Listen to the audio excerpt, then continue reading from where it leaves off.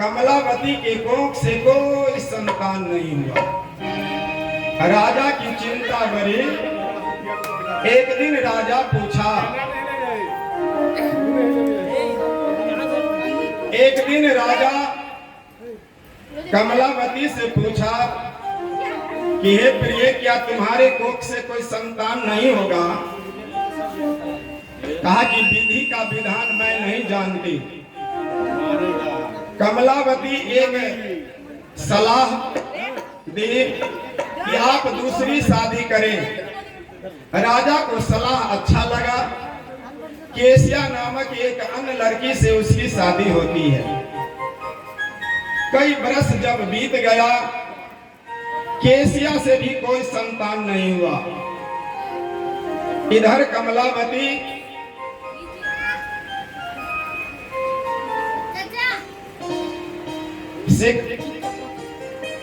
कमलावती का जब कोई संतान नहीं हुआ तो दूसरी शादी करते हैं।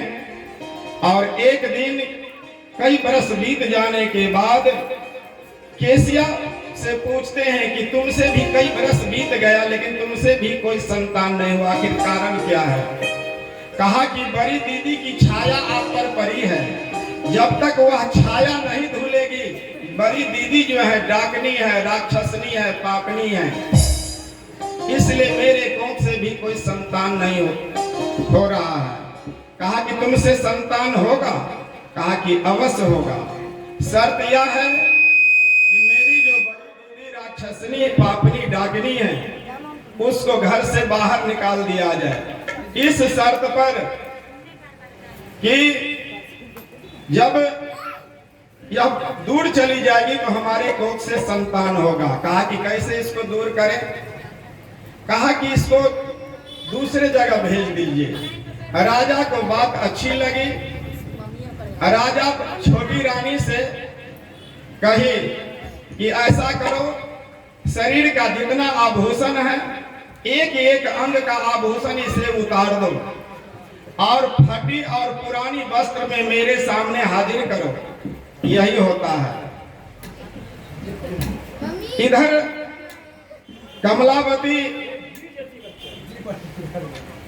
को फटी और पुरानी वस्त्र में जो ही हाजिर करते हैं केसिया, जल्लाद को बुलाया जाता है और जल्लाद आता है, कहता है कि ये जो बड़ी रानी है इसको जंगल ले जाओ और सर और धड़ को अलग कर दो।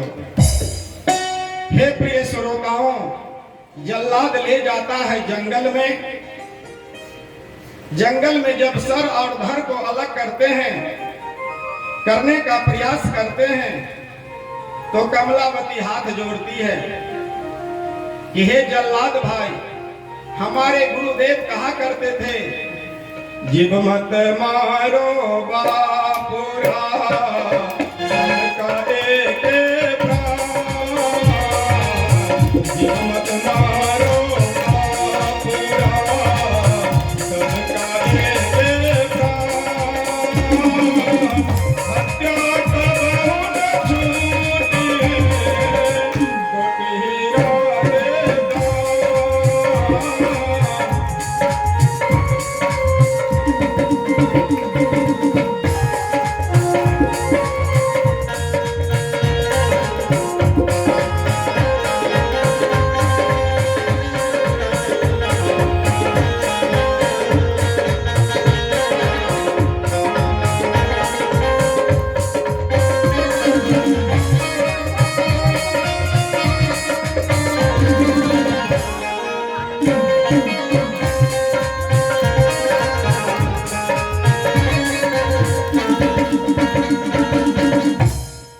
हमारे गुरुदेव कहा करते थे कि हे जल्लाद, जीव मत मारो बापुरा, सबका एक प्राण।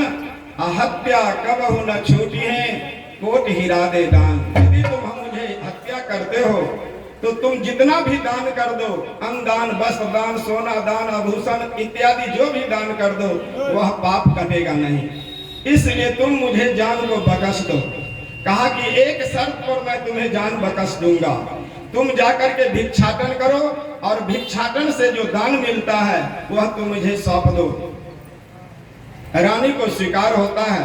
रानी चलती है भिक्षाटन करने के लिए, कह करके औलाद बालो फूलो करो, औलाद बालो फूलो करो।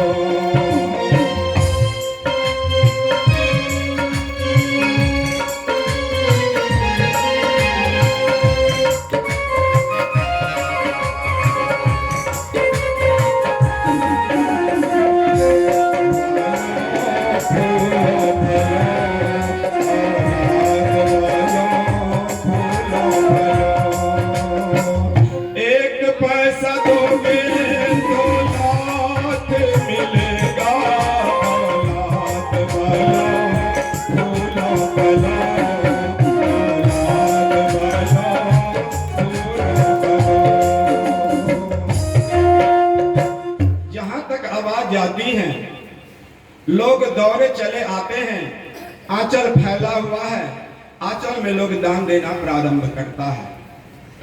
वह दान का धन ला करके जल्लाद को देता है।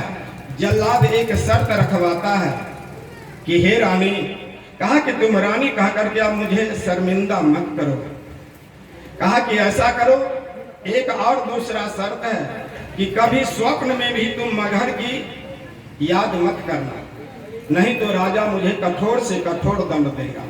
तुम इसी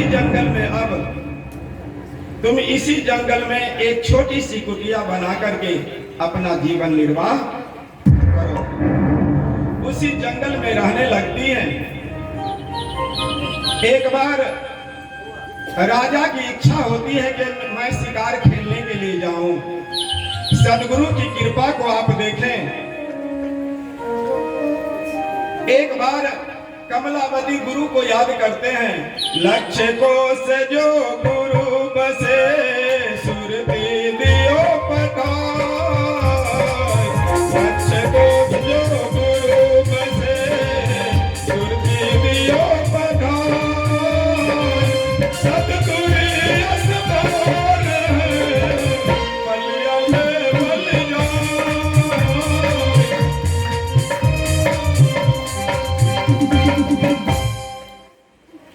गुरु को याद करते हैं, गुरु का आगमन होता है। गुरु वर कहते हैं कि हे बेटी, तूने मुझे क्यों याद की? कहा कि हे गुरुदेव, यदि आप मेरे भक्ति से प्रसन्न हैं तो एक वर दीजिए, मेरे कोख से एक संतान हो। गुरुदेव कबीर कहते हैं कि बेटी ऐसा ही होगा, तथास्तु तुम्हारे कोख से संतान होगा। इतना कह करके गुरुदेव जब चलने लगते हैं, अभी 2-4 ही कदम गुरुवर आगे बढ़े हैं तो कमलावती कहती है, मिल गए हो अगर, मिल गए हो अगर प्रेम के मोर पर, मिल गए हो अगर प्रेम के मोर पर, ओ मिलने मिलाने का वादा करो, मिलने मिलाने का वादा करो। आ गए हो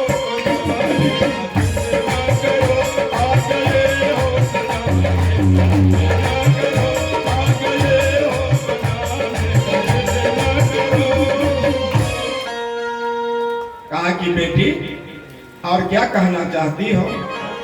कमलावती बोली कि हे गुरुदेव, क्या पति के बगैर भी संतान होगा? कहा कि बेटी, इसी जंगल में तुम्हारा पति तुमसे मिलेंगे। इधर राजा जाते हैं शिकार खेलने के लिए। सदगुरु कबीर के जीवन चरित्र को देखिए। एक शिकार मिलता है, मंत्री और सिपाही राजा का आदेश पाते ही शिकार के पीछे पड़ता है। मंत्री अलग बिछुड़ जाते हैं, सिपाही अलग बिछुड़ जाते हैं और शिकार के आगे पीछे दाहिने पीछे करते हुए राजा अलग चले जाते हैं।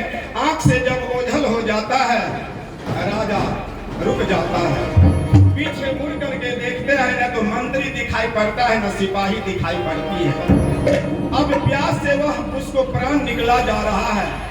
आवाज लगाई गई कि मंत्री और सिपाही कहीं हो तो अविलंब आओ, अब मेरा गला सूखा जा रहा है। मंत्री सिपाही दौड़ता है, राजा की आवाज को सुन लिए हे प्रिय श्रोताओं, आदेश देते हैं कि मंत्री किसी वृक्ष पर चढ़ करके तुम देखो, कहीं बगुला उड़ रहा हो, चिड़िया उड़ रही हो या पक्षी उड़ रहा हो तो समझ लेना वहां तालाब है, वहां जलाशय है, वहां नदी है, तुम जल पिलाओ। वह राजा का मंत्री और सिपाही कहता है आप यहीं विश्राम करें, मैं जाता हूं जल लेने के लिए। तब तक में रानी दिखाई पड़ती है। उस सघन जंगल में एक छोटी सी पर्ण कुटी बना करके वहीं अपने कुटिया को झाड़ू लगा रही थी। मंत्री गौर करता है, क्या हमारी आंख गलत देखती है क्या? रानी को तो कब राजा धड़ और सर से अलग कर दिया, क्या वही रानी है कि हमारी आंख गलत दिखाई दे रही है? आगे जब बढ़ते हैं, रानी और मंत्री सिपाही की आंखें जब चार होते हैं, रानी भी दौड़ती है और मंत्री सिपाही भी दौड़ते हैं, गले मिलते हैं, बिलख बिलख करके रोते हैं। कहा कि इस जंगल में तुम मंत्री और सिपाही? कहा कि हाँ, राजा साहब ही यहीं आए हैं। कहा कि राजा साहब यहाँ आए हैं? कहा कि प्यास लगी हुई है राजा को, क्या आप पानी पिलाएगी रानी? कहा कि क्या बात करते हो, तुम तुरंत राजा साहब को बुलाओ, मैं पानी भी पिलाऊंगा और भोजन भी कराऊंगा। प्रिय श्रोता, राजा आते हैं, जो ही दोनों का आंखें चार होती हैं, गले मिलते हैं, बिलख बिलख करके रोते हैं। रानी समझाने का प्रयास करती है कि हे राजन, आपको प्यास लगी है, पहले आप तो पानी पी लीजिए। पानी पी करके जो ही शांत होते हैं, रानी आदेश देते हैं आप कुछ भर के लिए आप विश्राम करें, तब तक मैं भोजन बना लेती हूँ। भोजन जब तैयार हो जाता है, मंत्री सिपाही राजा को परोस परोस करके खिलाते हैं, पंखा झेल झेल करके भोजन करा लेते हैं। भोजन कर लेने के बाद आलस आने लगता है, राजा सो जाते हैं। राजा मंत्री जो ही सोते हैं, सूर्यास्त होता है, भगवान भास्कर का अस्ताचल की ओर प्रस्थान होता है। राजा जब गहरी नींद में जब चले जाते हैं तो रानी उसको शयन अवस्था में सेवा करने लगते हैं, चरण दबाने लगते हैं। जब वातावरण एकदम शांत हो जाता है, रानी को भी नींद आने लगी, बस बिस्तर पर लेट जाते हैं। गौर करने की बात है कि सदगुरु कबीर ने कहा था कि बेटी इसी जंगल में तुम्हारा पति का मिलन होगा। सुबह होता है, भगवान भास्कर का उदय होता है, रानी की नींद खुलती है, मधुर वाणी से कहती है कि हे राजा जी, अब सूर्यास्त हो चुका है, आप जगिए। जगते हैं, जगने के बाद राजा विदा लेते हैं। राजा मंत्री वहां विदा लेते हैं, अपने राज्य को लौटते हैं। समय बीतता जाता है, 9 महीना 27 दिन जिस रोज हुआ, पेट में पीड़ा होने लगा। जो ही पीड़ा होने लगती है, छटपटाती है, दर्द होता है, परेशानी होती है, चिंता बढ़ना स्वाभाविक हो जाती है। गुरु को याद करते हैं। गुरु मूरत गति चंद्रमा, सेवक नयन चकोर, अष्ट पहर निरखत रहूं गुरु मूरत की ओर। गुरु की कृपा से एक बालक का जन्म होता है।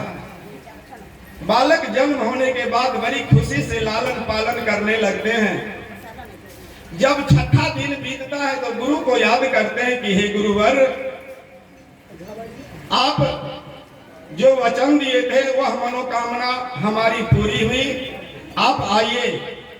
गुरु का आगमन होता है। गुरु पूछते हैं कि बेटी तूने क्यों याद की? कहा कि आपका आशीर्वाद मुझे मिला, यह बालक है, इसका नामकरण करें। सदगुरु कबीर कहते हैं कि हे बेटी, इस बालक का जन्म होगा चंदन कुमार। उधर केसिया कहती है कि मेरे कोख से संतान होगा, शर्त एक है, बड़ी दीदी की छाया जो आप पर पड़ी है, आप जाइए गंगा स्नान। राजा मंत्री और सिपाही को साथ लेते हैं और प्रस्थान करते हैं कहाँ? गंगा स्नान। हे प्रिय श्रोताओं, रास्ते में चलते हैं और यही गाते हैं, ज्योत से ज्योत जगाते चलो, प्रेम की गंगा बहाते चलो।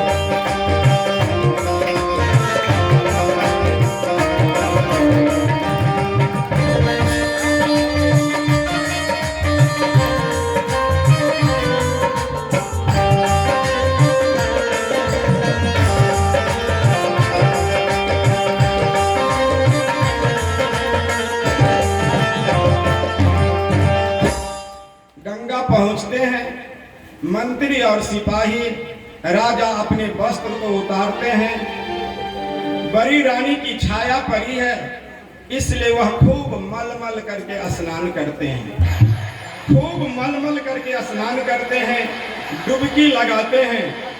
बाहर जब आते हैं स्नान करके पुनः अपने नवीन वस्त्र धारण करते हैं और प्रस्थान करते हैं कहाँ?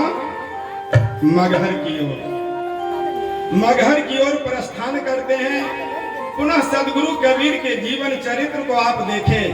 राजा उसी जंगल से गुजर रहे हैं। सघन जंगल में जब जाते हैं, राजा को पुनः प्यास लगती है। मंत्री को कहते हैं कि मंत्री, गला सूखा जा रहा है, अब मुझे पानी की आवश्यकता होती है, पानी पिलाओ। कहते हैं कि हे राजन, आप यहीं विश्राम करें। विश्राम करने लगते हैं। मंत्री और सिपाही जाता है पानी की तलाश में।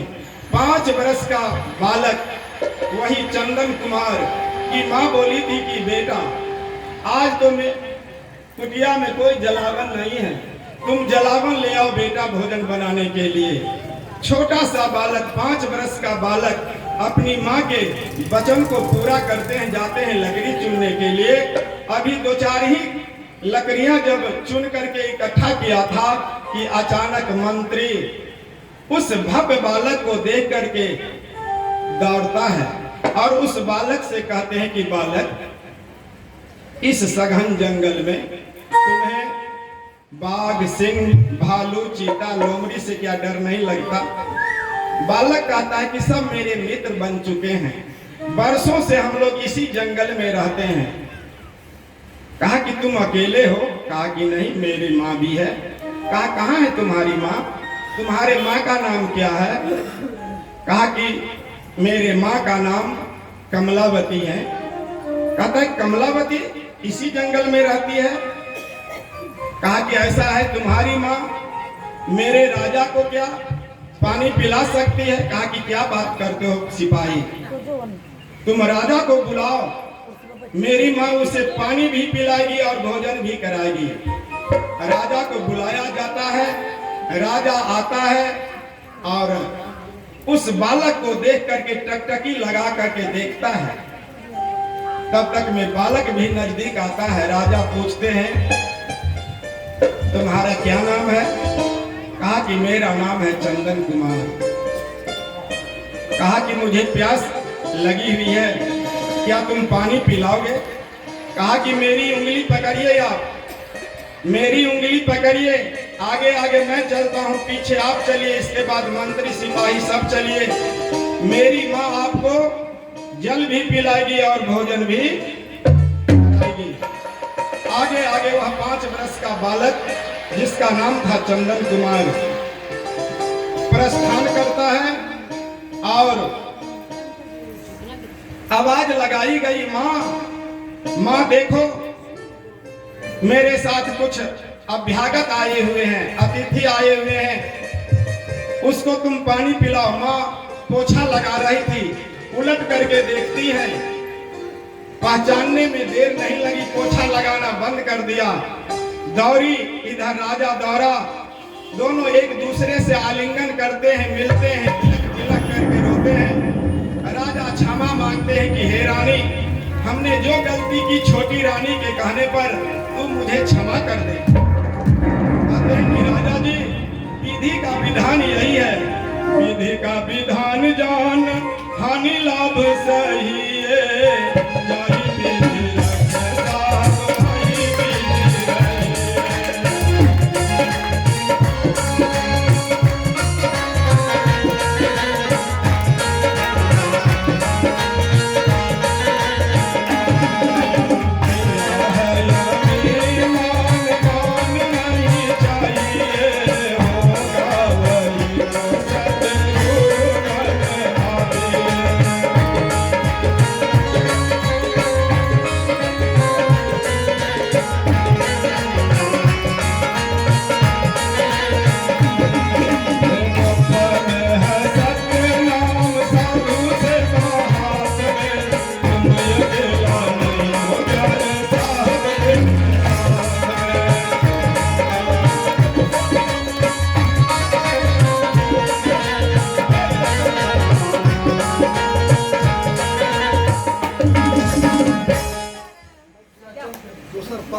दूसर पाठ 10 मिनट 20 मिनट का मात्र बनाइए। प्रिय श्रोताओं, उसको भोजन कराते हैं,